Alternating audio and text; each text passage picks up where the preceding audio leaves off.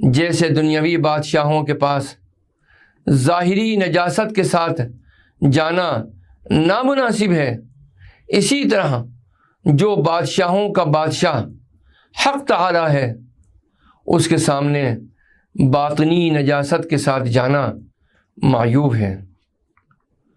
تو خسارے والی نجاست سے بھرا ہوا مٹکا ہے، وہ تجھے لے کر کیا کرے گا؟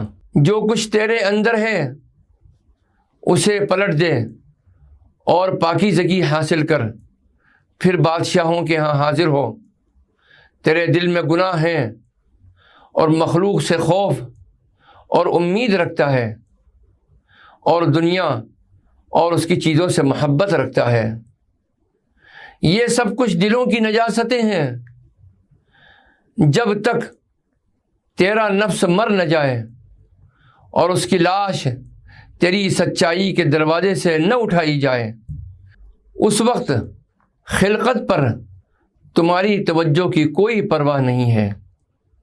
لیکن تمہارے نزدیک جب تک ان کا وجود ہے اور تم انہیں دیکھتے ہو تو ان کی طرف اپنا ہاتھ نہ بڑھاؤ، یہاں تک کہ اسے بوسہ نہ دے لیں۔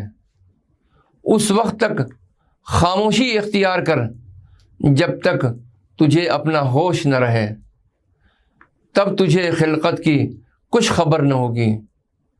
ان سے ہاتھوں کو بوسہ دینے سے اور ان کے عطا کرنے اور منع کرنے سے اور ان کی اچھائی برائی کرنے سے روگردانی ہوگی۔ جب توبہ صحیح ہو جائے تو ایمان بھی صحیح ہو جاتا ہے اور بڑھ جاتا ہے۔